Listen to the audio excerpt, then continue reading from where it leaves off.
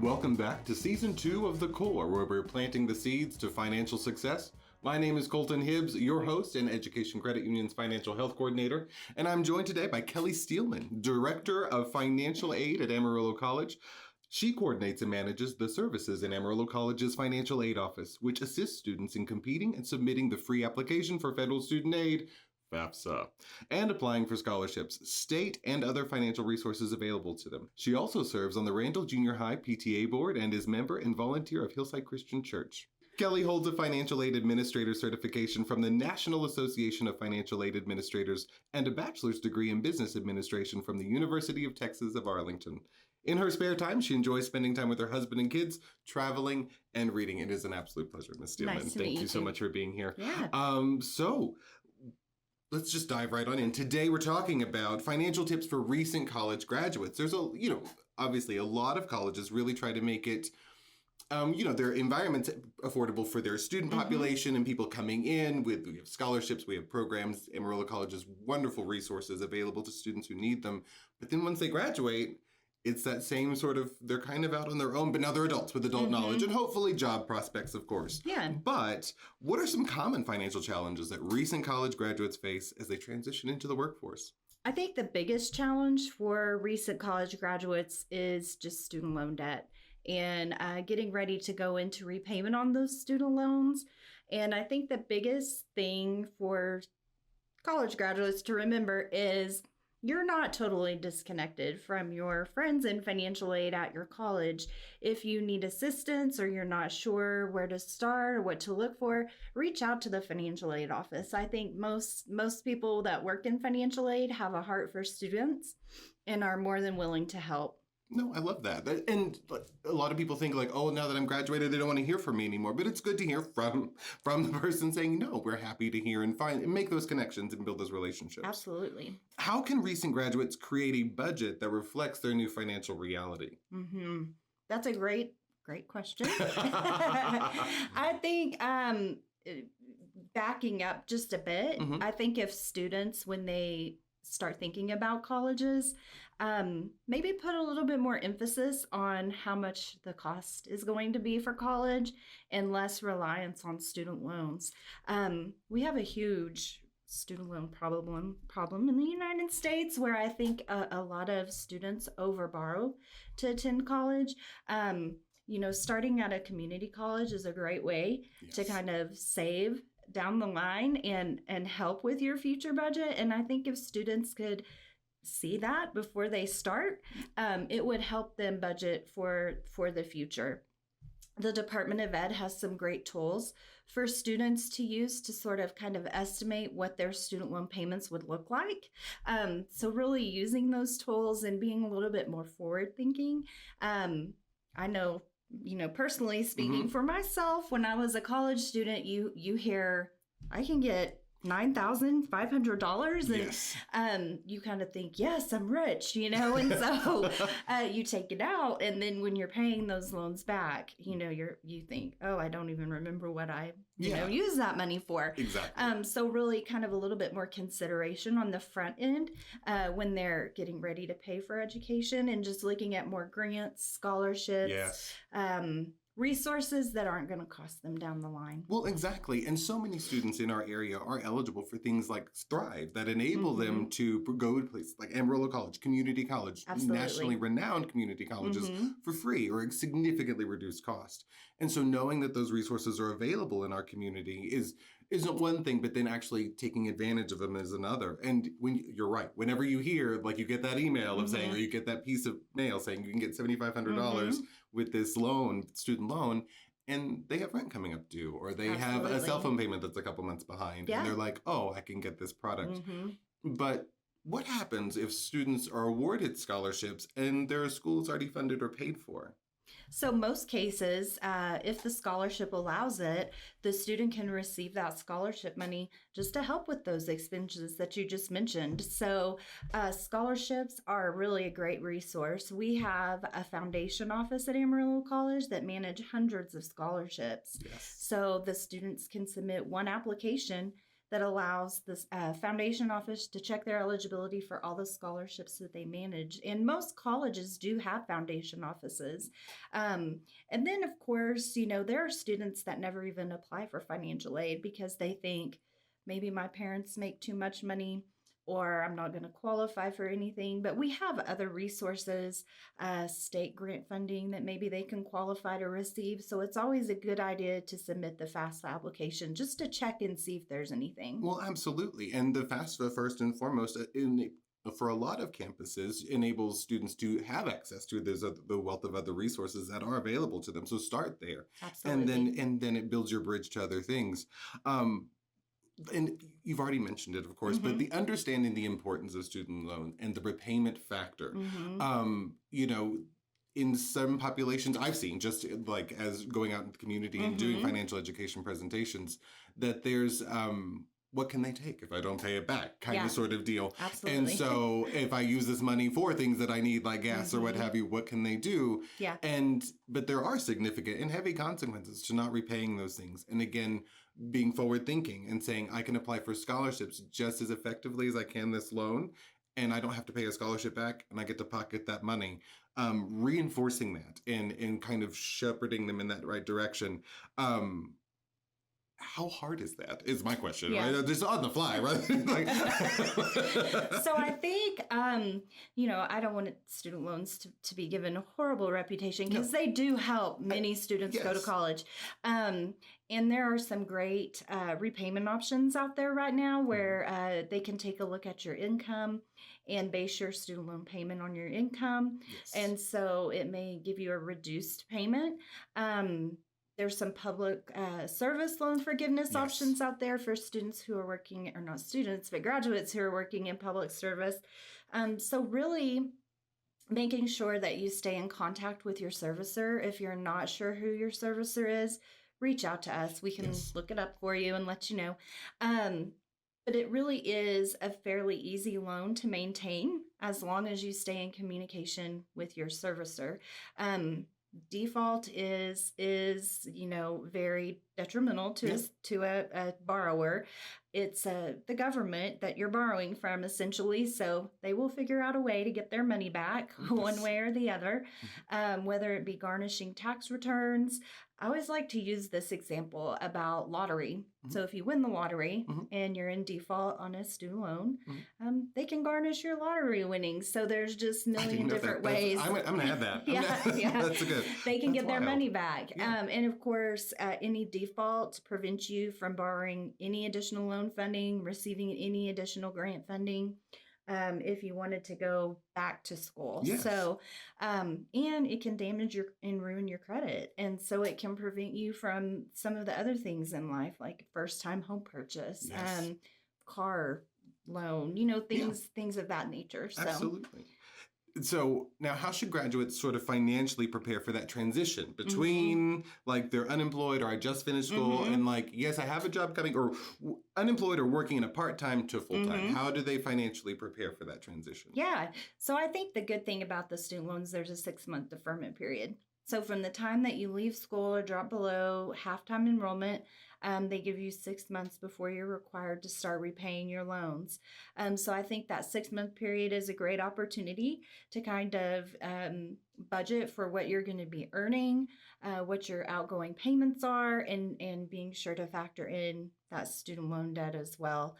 In like I said, if you get a job that maybe isn't making what you think that you would be making when you initially borrowed the loans, reaching out to your servicer, see if you might qualify for one of those income-based repayment plans that would give you a lower payment option. That's fantastic. That's a really wonderful resource. If there's a job offer on the table, how should recent graduates negotiate their salary and their benefits? How should they begin having that conversation? Yeah, I think it's really important for graduates to advocate for themselves. I'm not going to date myself here, but I graduated college over 20 years ago, and just the changes to technology in the last 20 years is huge. And so, students who are recently graduating are bringing some wonderful resources to companies, even by the technology that they're learning in college. And so, really learning how to advocate, ask for what you need to help make sure that you're getting enough to live and survive and cover those student loan payments. I love that. And there are multiple resources too that you can look at and sort of see, especially if you're planning to move areas, like how much should I be making or what my household looks like.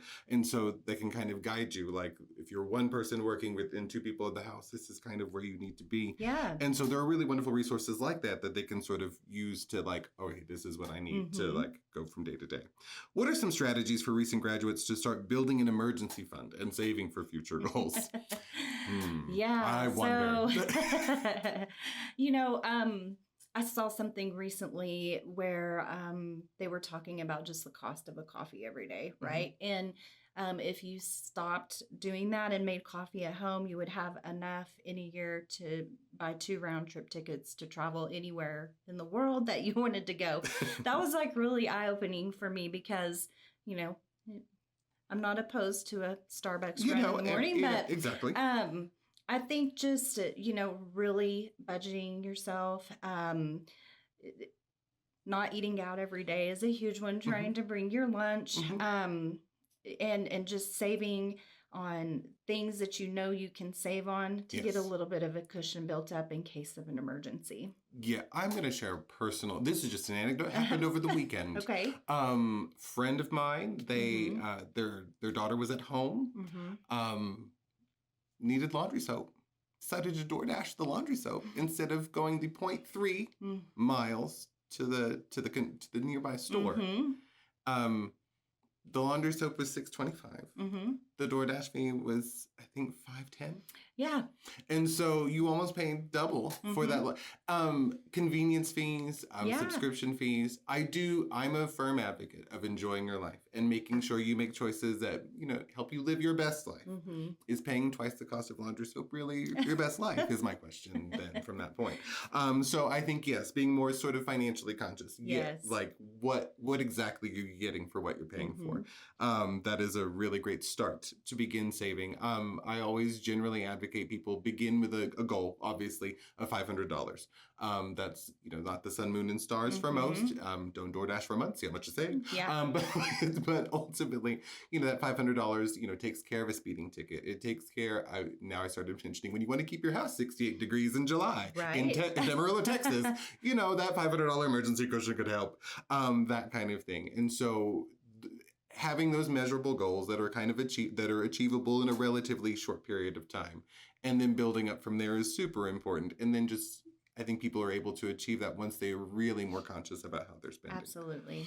Now, how can now there are other financial priorities for recent graduates. Like once they graduate, that's one like adulting thing that they've achieved. I've graduated college. Now I want to get a house. Now I want to get married. How do I balance? Like, do I have to not get a house? Do I have to not get married and pay off my student loan debt first? How do they really balance those priorities? Yeah, no, I absolutely don't pause your life. Those are things that are once in a lifetime, right? Yes. So definitely you want to, move forward with those things. But again, student loan debt is one of the easiest loans to manage because they are fairly easy to work with. If you find yourself in a situation where, for example, you're going back to school, maybe you get your master's degree or a doctorate degree, they have options where you can put your loans into an in-school deferment status. Or if you find yourself just in a difficult situation, maybe you had to have, an emergency surgery or something came up that was affecting your life and your ability to pay for your student loan for a period of time, reach out to your servicer because they also have forbearance options where you can put your student loan payment on pause. Yes. The interest is still accruing, but it does give you an opportunity to sort of catch up where you need to be in life. And then that way you can get back to repayment. Yeah. What are some common mistakes that recent graduates make with their finances outside of sort of operating without a budget? What are those recent things that I've seen this before, and I really like her. Yeah. Yeah. So, I'll just use my own personal experience. So, you graduate college, you're thinking, okay, I'm like moving up in the world, so I'm gonna go buy a brand new car, and I'm gonna Happy drive. graduation, Yes, happy graduation to myself. I deserve it. You do deserve it. Yes. But you're going to be paying on that car for a very long time. Really? So, really trying to pause in the moment, really think before any major purchases that are very splurge worthy. Maybe take a little trip, something like that, to celebrate yourself. Celebrate yourself, but nothing reason. Major. Don't obligate yourself for 6 years. Right. Yes. Yeah, you don't need a Lexus right out of college. So just kind of pausing on some of that stuff until you know a little bit more about how things are going to look once you're paying those loans off. Yes, that's rushing into those sort of, again, you have that 6 month deferment period. And I think even a responsible graduate is going to sort of rest in that 6 month deferment period. Yes. And so, just let's start paying that bill before we start acquiring others. Right. Now, are there any resources or programs available to recent graduates that help them navigate their finances more effectively? Yeah, so the Department of Ed has many good online tools that students can log in and use, even as they're navigating college and accumulating more debt. There's a student loan acknowledgement tool online that allows them to log in and see how much they're borrowing. I think sometimes it's kind of like out of sight, out of mind. And so, you accumulate 4 years or however many years of student loan debt. And then you graduate and you're like, how did I get $40,000 in loans? Yes. And so really kind of staying on top of that and using those tools as you're progressing through your program to see how much you've accumulated. Is that going to be reasonable for you in your career when you graduate? Because with the student loan program, a doctor, a student who's going to graduate and be a doctor can borrow as much as someone who's going to graduate and be a teacher. And so really looking at how your future income is going to help you pay for those student loans. Yes, absolutely. Just really measuring the overall cost, what your price tag of your education plus what you're bringing home once you graduate. Absolutely. Is super important. Also, there are those community, that's a fantastic tool. And people recognize that, like, those tools exist, but getting them into people's hands is a challenge. And that's part of my job. And here at Education Credit Union, we have our counseling program that is free for our members and non-members too, that we can sit down and let's connect you with these tools. Let's help you build a budget that works for you and those kind of things. And it's free. And so I think people forget that those things sort of exist because we are here to help. Amarillo College, not-for-profit financial cooperatives, all of those things are here to help. Can you share any success stories of recent graduates who successfully navigated their financial journey after college? I love this. This is the happy question. Yeah, I think we see it all the time at Amarillo College. We have students, who are coming maybe not right out of high school. Maybe they've lived a little bit of life and they're coming back at 35 or 40 years old to graduate and obtain a degree or certificate. So I think those are really near and dear to my heart because we have taken them from, not being in school for 15 or 20 years and helping them kind of relearn how to be in the classroom. And it's a totally different world from where it was when they were attending college initially. So just thinking of someone who was able to graduate and help better their family recently is something that's near and dear to me. No, that's really wonderful because, our whole thing is learn more, live more. And learning is something that really never ends. And so Amarillo College is a really wonderful gem in the Panhandle because it does empower our community to go back and choose what you want to do. There is something there for literally anything that you want to study. And you can just learn a little more about it and enjoy yourself, if nothing else, a little more. But coming away with a skill that betters your financial situation is even better. Yeah. Ms. Steelman, it has been a fantastic time with you this morning. Anything else for us? Anything else you would like to share? I don't think so. Just a quick reminder, if students or parents or families have questions, we're happy to help anyone in the community navigate the process. It's been a little bit of a crazy year in the financial aid world with the delay of the FAFSA. We are open to anyone who needs assistance Monday through Thursday from 9 to 6 and Friday and Saturday from 9 to 1 in our enrollment center on the Washington Street campus. So come see us if you have any questions. Even on Saturdays. That's fantastic. Yes. Thank you so much again for joining us. You've been so insightful. We also appreciate you, our wonderful audience, for tuning in. Don't forget, you can catch the latest release every other Wednesday on Spotify or YouTube. And with that, we'll see you next time on The Core.